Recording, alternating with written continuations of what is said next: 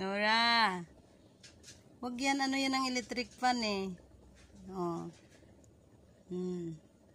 Ano? Binabantayan mo yung niluluto ni nanay dyan? Ha? Binabantayan mo? Binabantayan mo yung niluluto ni nanay? Oh! Tapos, gusto mo nang kumain? Ha? Gusto mo nang kumain? Kalabasa yan. Kalabasa yan, oh. Oh, kalabasa yan. Para kay Nora yan. Kalabasa yan para kay Nora.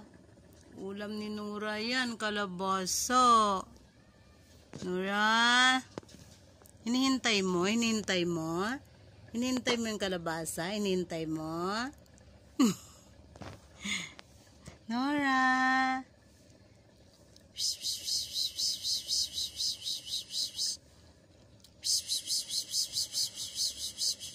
Ayan o, kumukulo na o. Kumukulo na o.